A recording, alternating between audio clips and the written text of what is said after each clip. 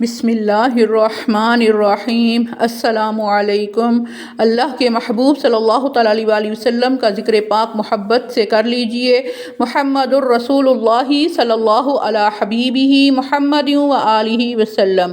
زندگی کے ہر جائز کام کے آغاز اور اختتام پر اللہ کے محبوب علیہ السلام کا ذکر پاک کرنا باعث برکت اور باعث رحمت ہے۔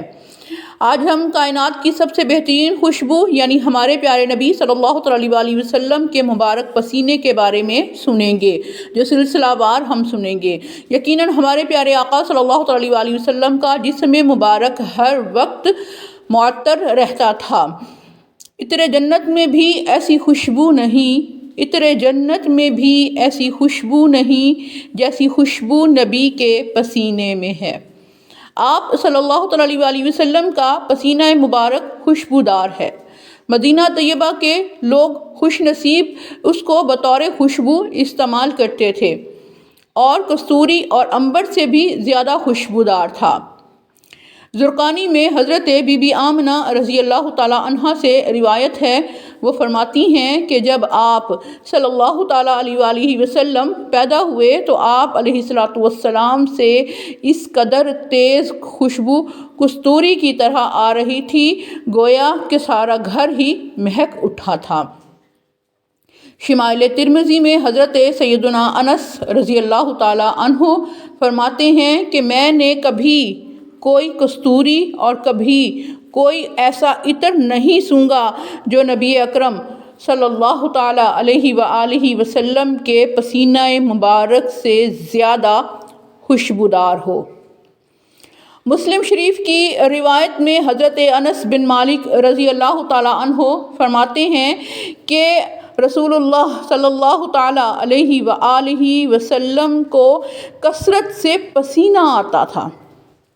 چہرہ مبارک پر پسینہ آتا تو موتیوں کی طرح محسوس ہوتا تھا اور اس کی خوشبو مشک سے بھی زیادہ ہوتی تھی، اور جب آپ صلی اللہ تعالیٰ علیہ وآلہ وسلم پر وحی نازل ہوتی تو آپ علیہ السلام اس کا ثقل یعنی وحی کا بوجھ محسوس کرتے تھے اور پیشانی عرق آلود یعنی پسینہ پسینہ ہو جاتی تھی، اور ایسا محسوس ہوتا تھا گویا کہ موتیوں کی لڑی ہوتی ہے۔ شدید سردی میں بھی نزول وحی کے وقت آپ صلی اللہ تعالیٰ علیہ وآلہ وسلم کی یہی کیفیت ہوتی تھی۔ نسیم الریاض میں حضرت ام المومنین سیدہ عائشہ صدیقہ رضی اللہ تعالیٰ عنہا سے روایت ہے، وہ فرماتی ہیں کہ ایک دن رسول اللہ صلی اللہ تعالیٰ علیہ وآلہ وسلم کی طرف میں نے دیکھا کہ آپ صلی اللہ تعالیٰ علیہ وآلہ وسلم اپنی نعل مبارک یعنی جوتا مبارک گانٹھ رہے تھے، اور آپ علیہ السلام کی پیشانی مبارک پر پسینہ اترا ہوا تھا جس سے نور نکل رہا تھا۔ یہ دیکھ کر میں حیران ہو گئی۔ سرکار مدینہ صلی اللہ تعالیٰ علیہ وآلہ وسلم نے پوچھا، حیران کیوں ہو گئی ہو؟ تو فرماتی ہیں میں نے عرض کیا کہ یا رسول اللہ صلی اللہ تعالیٰ علیہ وآلہ وسلم، میں نے دیکھا کہ آپ علیہ السلام کے پسینہ مبارک سے نور جھڑ رہا ہے۔ مدارج النبوت میں ہے کہ نبی کریم صلی اللہ تعالیٰ علیہ وآلہ وسلم کے نہ صرف پسینہ مبارک خوشبودار تھا بلکہ لعاب دہن یعنی آپ کا تھوک بھی مشک اور کستوری کی طرح خوشبودار تھا، کہ آپ کے تھوک سے بھی بہت ہی خوشبو ہوتی تھی۔ روایات میں آتا ہے کہ آپ صلی اللہ تعالیٰ علیہ وآلہ وسلم نے ایک مرتبہ ایک کنویں میں کلی فرمائی تھی تو کنویں سے مشک اور کستوری کی طرح خوشبو آنے لگی تھی۔ طبرانی شریف میں ہے کہ رسول اکرم نور مجسم صلی اللہ تعالیٰ علیہ وآلہ وسلم کی خدمت میں حضرت حمیرہ بنت مسعود رضی اللہ عنہم اپنی بہنوں کے ساتھ حاضر ہوئیں۔ وہ 5 بہنیں تھیں۔ انہوں نے آپ صلی اللہ تعالیٰ علیہ وآلہ وسلم کو خشک گوشت کھاتے ہوئے دیکھا تو آپ صلی اللہ تعالیٰ علیہ وآلہ وسلم نے ان کو وہ گوشت عطا فرمایا، اور عطا کیسے فرمایا کہ اپنے مقدس منہ سے چبا کر دیا، اور ان میں سے ہر ایک نے ایک ایک ٹکڑا چبایا۔ جب تک وہ زندہ رہیں ان کے منہ سے کبھی بدبو نہیں آئی تھی۔ مسلم شریف کی روایت میں آتا ہے کہ حضرت سیدنا انس بن مالک رضی اللہ عنہ فرماتے ہیں کہ ایک روز نبی کریم صلی اللہ تعالیٰ علیہ وآلہ وسلم ہمارے گھر تشریف لائے اور دوپہر کے وقت قیلولہ فرمایا، یعنی آرام فرمایا۔ آپ صلی اللہ تعالیٰ علیہ وآلہ وسلم جب آرام فرماتے تو بہت پسینہ آتا تھا۔ میری والدہ ام سلیم رضی اللہ عنہا نے شیشی لے کر آپ صلی اللہ تعالیٰ علیہ وآلہ وسلم کے پسینہ مبارک کو جمع کرنا شروع کر دیا۔ آپ صلی اللہ تعالیٰ علیہ وآلہ وسلم کی آنکھ کھل گئی۔ فرمایا، اے ام سلیم کیا کر رہی ہو؟ تو انہوں نے عرض کیا کہ آپ صلی اللہ تعالیٰ علیہ وآلہ وسلم کا پسینہ جمع کر رہی ہوں تاکہ بطور خوشبو استعمال کر سکوں، کیونکہ اس کی خوشبو سب سے زیادہ بہتر ہے۔ طبرانی شریف میں حضرت ابو ہریرہ رضی اللہ عنہ سے روایت ہے کہ ایک شخص نبی اکرم صلی اللہ تعالیٰ علیہ وآلہ وسلم کی بارگاہ میں حاضر ہوا اور عرض کی کہ یا رسول اللہ صلی اللہ تعالیٰ علیہ وآلہ وسلم، میری بیٹی کا نکاح ہے اور میرے پاس کوئی خوشبو نہیں ہے جو میں اسے دے سکوں۔ آپ صلی اللہ تعالیٰ علیہ وآلہ وسلم مجھے کچھ خوشبو عنایت فرما دیں۔ تو آپ صلی اللہ تعالیٰ علیہ وآلہ وسلم نے فرمایا کہ کل ایک کھلے منہ والی شیشی لے آنا۔ دوسرے روز وہ شخص شیشی لے کر حاضر ہوا۔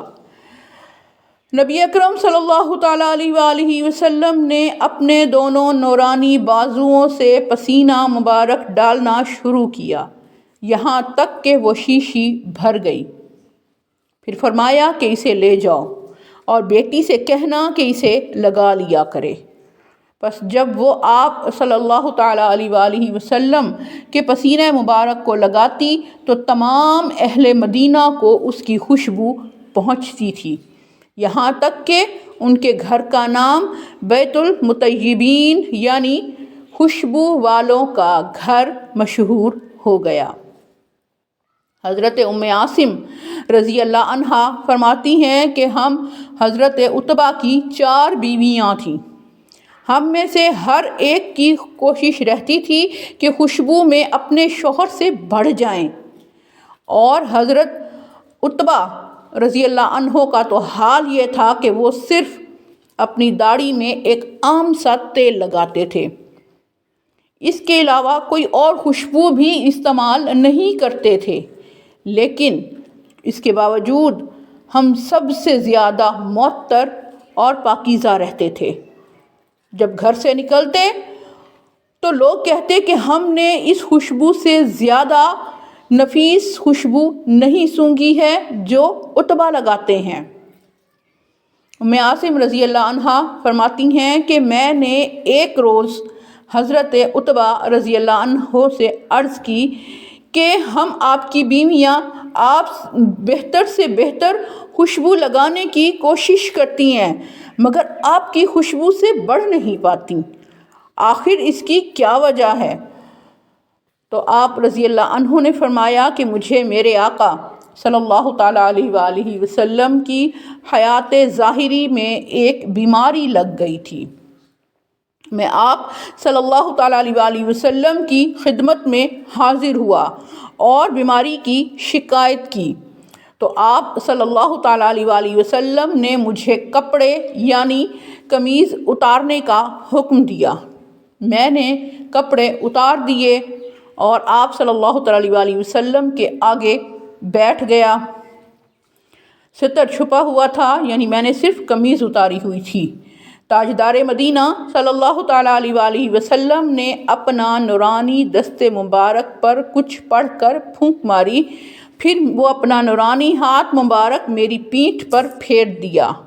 بس اس روز سے میرے پورے جسم میں یہ خوشبو مہکی ہوئی ہے۔ شمائل ترمذی میں حضرت جابر بن سمرہ رضی اللہ عنہ فرماتے ہیں کہ نبی کریم صلی اللہ تعالیٰ علیہ وآلہ وسلم نے ایک بار اپنا نورانی ہاتھ مبارک میرے چہرے پر پھیرا۔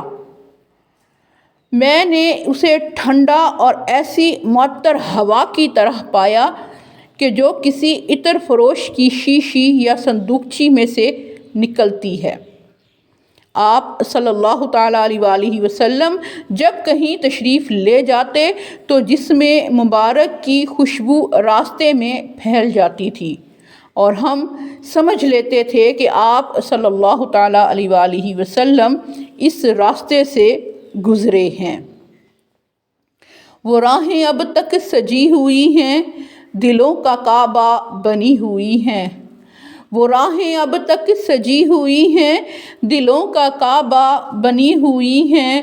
جہاں جہاں سے حضور گزرے ہیں نقش اپنا جمع جمع کر۔ کائنات کی سب سے بہترین خوشبو یعنی نبی اکرم صلی اللہ تعالیٰ علیہ وآلہ وسلم کا پسینہ مبارک، یہ سلسلہ جاری ہے۔ محمد الرسول اللہ صلی اللہ علیہ حبیبہ محمد و آلہ وسلم۔